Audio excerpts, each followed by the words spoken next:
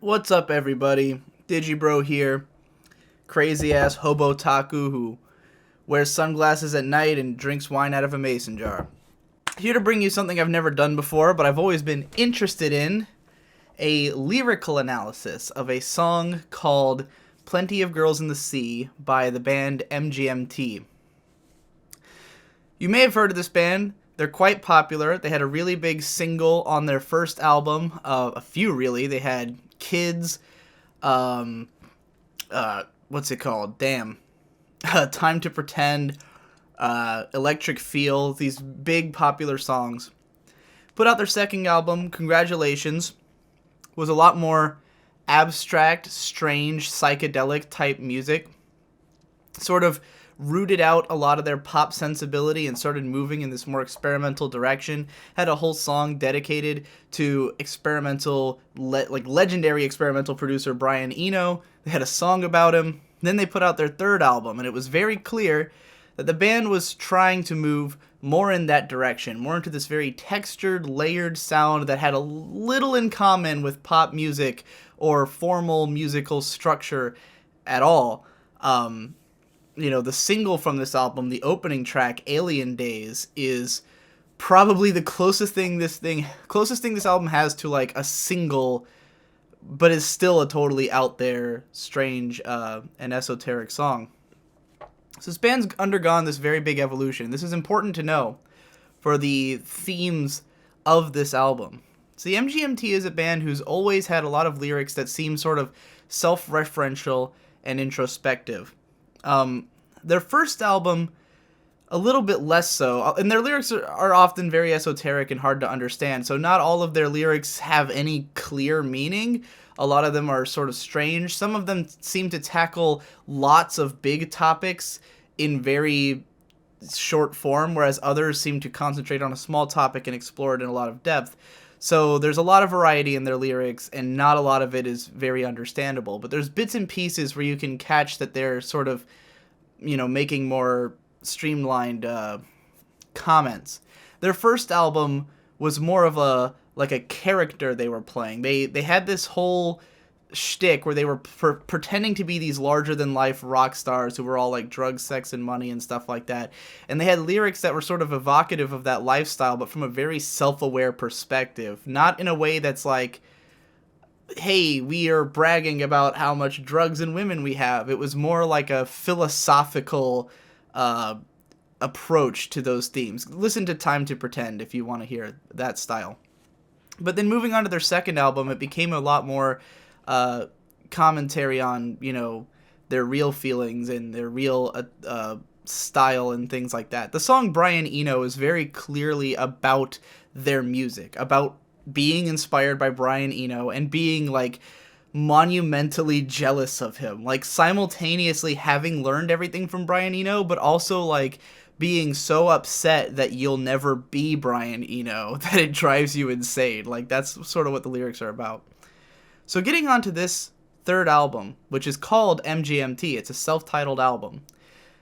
A lot of the lyrical themes seem to be along those lines. They seem to be about exploring creativity, exploring the self, exploring the way the mind works, things like that. And there's even a song on here called Introspection. And there's a lot of parts where, which is like an ode to introspection. There's a lot of philosophical lyrics and what's the word I'm looking for that's like philosophical but not quite. There's a line on the previous album, Congratulations, during the long ass Siberian breaks, where there's a lyric that says, "If you're conscious, you must be depressed, or at least cynical." And there's always a sort of cynical bite to the introspective lyrics on MGMT's songs. They have one song called Your Life is a Lie, and it's sort of a hilarious version of like nihilism. It's like a whole song about how nothing means anything and you're going to die, so you might as well just accept it, and it's played in a really kind of cornball, tongue-in-cheek way. The video is hilarious. So that's a common thing on this album, is to sort of reference the self, reference what they are doing, in a sort of comical way. You've got stuff like in the song Alien Days where he's singing like those days taught me everything I know, how to catch a feeling and when to let it go. And it really sounds to me like he's talking about, a period of songwriting when he was learning how to make pop music on his previous albums, learning, how to structure things and how to create sounds. And now they feel fulfilled and like they're sort of they've come into their own because this is their self-titled album. It's the one which almost always when a band makes a self-titled album that's not their first album, it's almost always a statement to say this is what we are and this is what we've been trying to be or what we want to be from now on. So that's the sort of vibe I'm getting from this. The fact that there's even songs that are just called like Cool Song Number 2 is track 2, it's very like meta in that sense. So getting to Plenty of Girls in the Sea. This song, to me, has a dual theme. It's basically, overall, it's about how life will never be perfect, and you should just get used to it. But it uses two different, themes to present that idea. One is art, like never being perfect in your art, and the other is never being perfect in your relationship, and never finding the perfect woman, specifically. It's very much like a male perspective song. So the lyrics go, starting with the first verse. There's plenty of girls in the sea and plenty of seeds in a lemon.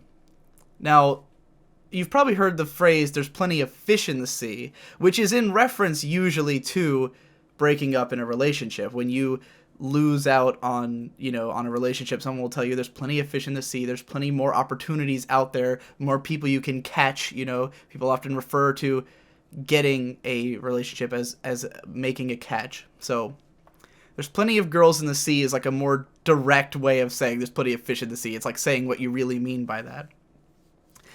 But there's also plenty of seeds in a lemon, and it's sort of like a lemon, when you refer to, this can, usually is referred to cars, like a shitty car is a lemon, or some people will say a bad relationship is a lemon as well.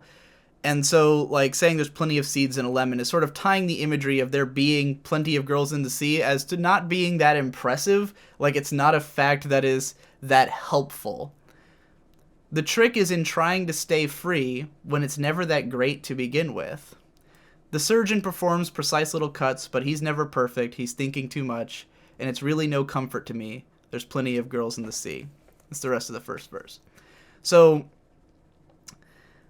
he's saying the trick is to try to stay free when it's never that great to begin with, is sort of like being in a relationship isn't even that great.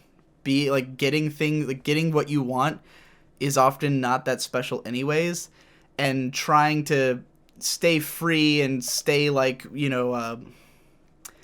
keep maintaining your sense of self is what's really important, and sort of it's even better that you manage to have freedom while also being in a relationship, because a relationship isn't that special. So trying to change yourself, especially in order to get with someone, isn't worth it, because a relationship isn't that great, is what he's saying. Then he talks about the surgeon who performs precise little cuts, but he's never perfect. He's thinking too much, and it's no comfort to me.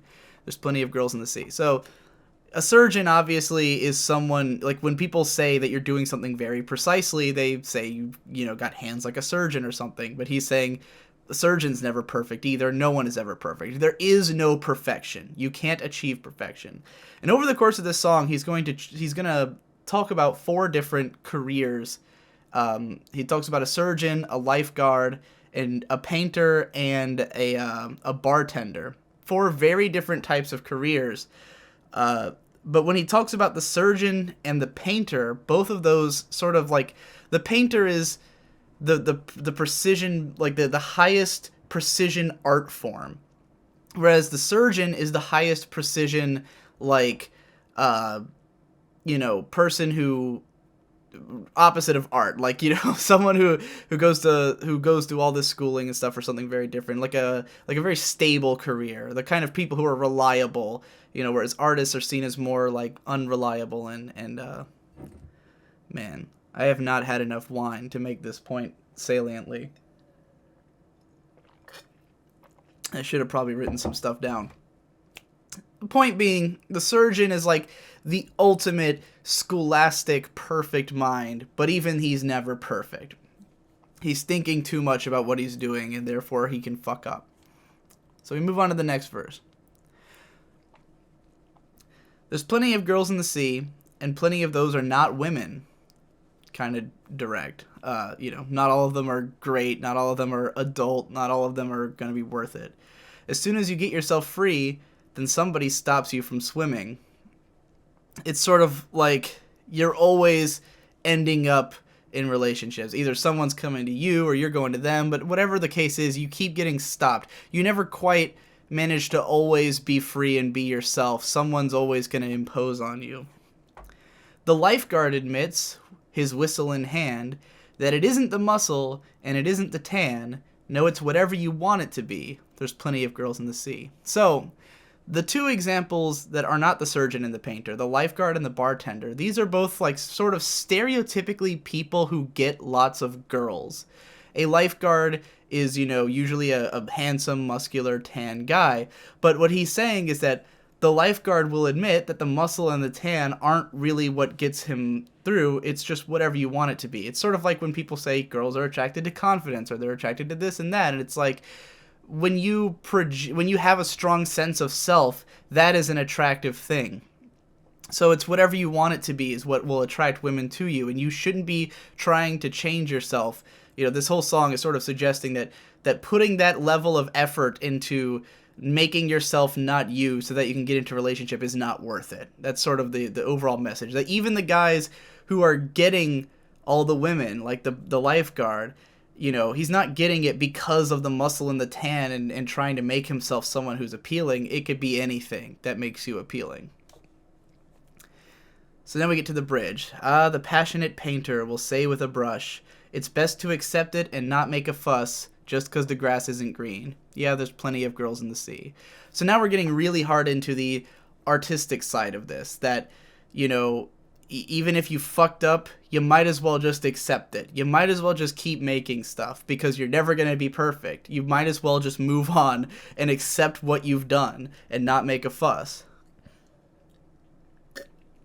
There's plenty of girls in the sea and plenty of clowns in the village, which I guess is just referring to there just being lots of dumbass idiots out there. The world is not a perfect place. There's plenty of dumb stuff going on. The trick is to try to be free and tend to the void, don't just fill it. This is my favorite line in the song because it's very evocative, but he's saying that, people always describe looking for a relationship or trying to make something perfect as trying to fill their void. Everyone says that they have a void inside of them and they're trying to pile stuff into that. And he's basically saying, you will not fill that void. Your goal is to tend to it, to just convince yourself day to day that you're doing okay. You're never going to be fine. That's never going to happen. There's never going to be a time where you're just perfectly happy, where everything is going great. And so when you struggle so hard to find the perfect match or to make the perfect thing, it's never going to happen. You're never going to fill the void. But if you can tend to it, if you can just let yourself go on one more day and make things be just good enough, then you'll be able to get by. The bartender concedes from inside his vest that none of the best ones were ever the best. So keep it short, simple, and sweet, 'cause there's plenty of girls in the sea. Whenever you want there to be. So the bartender is another person who gets lots of girls. If you have never heard the stories that oftentimes the last girl at the bar will ask out the bartender, and so bartenders tend to hook up with a lot of girls, but he says none of the best ones were ever the best. Even the ones that were truly like hot or great in bed or whatever is the best about them, it was never the best time. It was never the best thing that's ever happened. And it's better to just keep it short, simple, and sweet. Keep it to what it is. Don't try to obsess over people. Don't try to obsess over having perfection. Just get what you can out of it and move on. Because there's plenty of girls in the sea whenever you want there to be. So yeah, I really like this song. I like these lyrics. I think they're clever and fun. I like the choices of professions that he brings up, and it has comment on this sort of situation. And I like the dual applicability, because really, like, speaking for me as like an artist, like, these are the two like big obsessions that I have and that a lot of my friends have, is like, we're all trying to make our careers the best they can be, and we all want a good relationship. Like, I don't think me or any of my friends has one, but like, it's something that most people want. They want to find that special someone, or they want to find that fulfilling career, that fulfilling lifestyle. And those are the two things you're chasing. And it's like, you'll never have perfect. So you should always just keep tending to the void. Just be like, all right, well, I made something. I dated someone and it was fun. It was fun while it lasted. Don't try to cling on when it's not working. So yeah, I guess that's it. I hope you enjoyed this. I might do more of these if people really liked it. There's other songs I could probably analyze like this. This is one of the easier MGMT songs to break down, because a lot of them, like I said before, are very out there and strange. I couldn't possibly do this for all of the songs on that album, but that one was really fun. So let me know what you think in the comments.